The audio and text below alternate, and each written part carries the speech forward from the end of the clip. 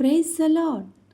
దేవుని వాక్యము వింటున్న మీ అందరికీ ప్రభు నామమున వందనాలు. ఈరోజు చదవబోయే అధ్యాయంలో మోషేకు దేవుడు కొండ మీద చూపించింది. ఏమి చూపించారు? పరిశుద్ధ స్థలము గురించి, పరిశుద్ధ మందిరమును ఎలా నిర్మించాలి అని, ఏవే వస్తువులు వాడాలి, ఎలా పని చేయాలి అని పరిశుద్ధ మందిరం గురించి, దేవుని యొక్క మందసాన్ని నిర్మించడం విషయంలో చాలా క్లారిటీగా స్పష్టంగా దేవుడు మోషేతో మాట్లాడారు.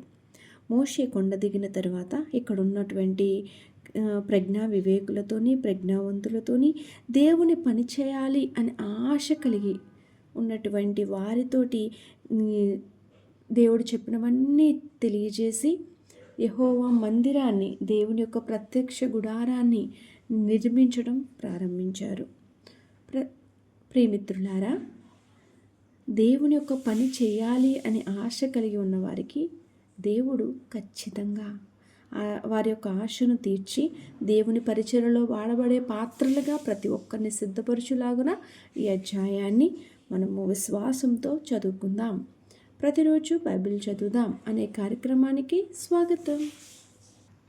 ఈరోజు నిర్గమాకాండం 36వ అధ్యాయం. నిర్గమాకాండం 36వ అధ్యాయం చదువుకుందాం.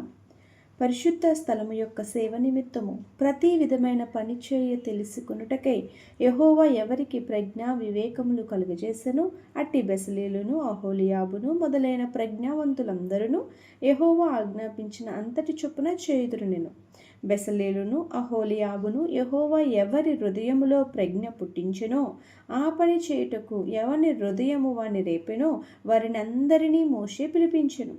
ఆ పని చేయుటకై వారు పరిశుద్ధ స్థలము యొక్క సేవ కొరకు ఇశ్రాయేలు తెచ్చిన అర్పణములన్నింటినీ మోషే యొద్ద నుండి తీసుకున్నది. అయినను ఇశ్రాయేలీలు ఇంకా ప్రతి ఉదయమున మనఃపూర్వకంగా అర్పణములను అతని యొద్దకు తెచ్చుచుండిరి.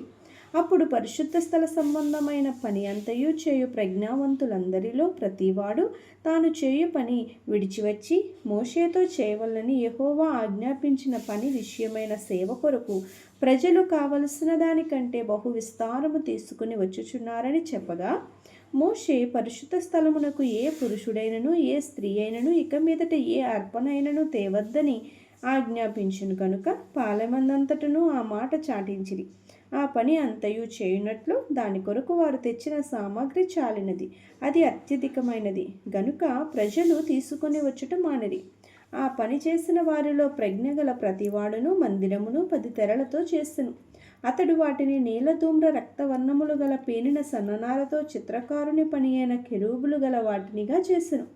ప్రతి తెర పొడుగు 28 మూరలు, ప్రతి తెర వెడల్పు 4 మూరలు. ఆ తెరలన్నిటి కొలత ఒక్కటే. 5 తెరలను ఒకదానితో ఒకటి కూర్చును, మిగిలిన 5 తెరలను ఒకదానితో ఒకటి కూర్చును. మొదటి కూర్పు చివరనున్న తెర అంచున నీలి నూలుతో కొలుకులను చేసెను. రెండవ కూర్పున వెలుపటి తెర అంచున అట్లు చేసెను. ఒక తెరలో 50 కొలుకులను చేసెను. రెండవ కూర్పునున్న తెర అంచున 50 కొలుకులను చేసెను. ఈ కొలుకులు ఒకదానితో ఒకటి సరిగా ఉండెను. మరియు అతడు 50 బంగారు గుండీలను చేసి ఆ గుండీల చేత ఆ తెరలను ఒకదానితో ఒకటి కూర్పగా అది ఒక్క మందిరముగా ఉండెను. మరియు మందిరము మీద గుడారముగా మేక వెంట్రుకలతో తెరలను చేసెను. వాటిని 11 తెరలుగా చేసెను. ప్రతి తెర పొడుగు 30 మూరలు, ప్రతి తెర వెడల్పు 4 మూరలు. ఆ 11 తెరల కొలత ఒక్కటే. 5 తెరలను ఒకటిగాను 6 తెరలను ఒకటిగాను కూర్చును. మొదటి కూర్పునందలి వెలుపటి తెర అంచున 50 కొలుకులను చేసెను. మరియు రెండవ కూర్పునందలి వెలుపటి తెర అంచున 50 కొలుకులను చేసెను. ఆ గుడారము ఒక్కటిగా ఉండునట్లు దాని కూర్చుటకు 50 ఇత్తడి గుండీలను చేసెను. మరియు ఎర్ర రంగు వేసిన పొట్టేళ్ల తోళ్లతో గుడారము కొరకు కప్పును, దానికి మీదుగా సముద్రవస్తల తోళ్లతో పైకప్పును చేసెను. మరియు అతడు మందిరమునకు తుమ్మకరతో నిలువు పలకలను చేసెను. పలక పొడుగు 10 మూరలు, పలక వెడల్పు 3 మూరలున్నర. ప్రతి పలకకు ఒకదానికొకటి సమదూరము గల కుసులు 2 ఉండెను. అట్లు మందిరం యొక్క పలకలన్నిటినీ చేసెను. కుడివైపున అనగా దక్షిణ దిక్కున 20 పలకలుండునట్లు మందిరమునకు పలకలు చేసెను.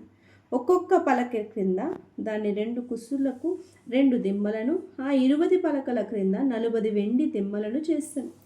మందిరం యొక్క రెండవ ప్రక్కకు అనగా ఉత్తర దిక్కున 20 పలకలను, వాటి 40 వెండి దిమ్మలను అనగా ఒక్కొక్క పలక క్రింద 2 దిమ్మలను, ఒక పలక క్రింద 2 దిమ్మలను చేశాను. పడమటి దిక్కున మందిరం యొక్క వెనుక ప్రక్కను 6 పలకలు చేశాను. వెనుక ప్రక్కను మందిరం యొక్క మూలలకు 2 పలకలను చేశాను. అవి అడుగున కూర్చబడి మొదటి ఉంగరము దాకా ఒకదానితో ఒకటి శిఖరమున కూర్చబడినవి. అట్లు 2 మూలల్లో ఆ 2 పలకలు చేశాను. 8 పలకలుండెను.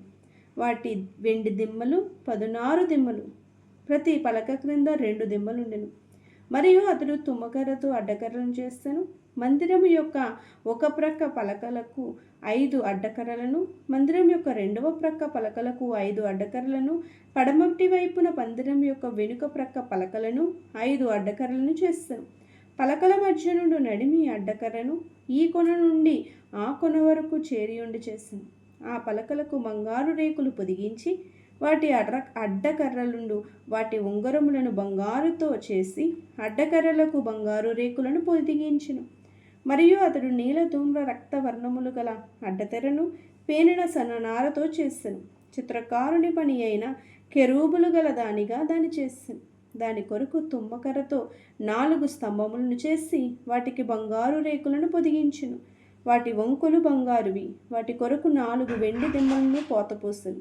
మరియు అతడు గుడారపు ద్వారమునొద్దకు నీల ధూమ్ర రక్త వర్ణములు గల పేనిన సన్ననారతో బుటాపని అయిన అడ్డతెరను చేసింది. దాని 5 స్తంభములను వాటి దిమ్మలను చేసి వాటి బోధలకును వాటి పెండెబద్దలకును బంగారు రేకులను పొదిగించెను. వాటి 5 దిమ్మలు ఇత్తడివి.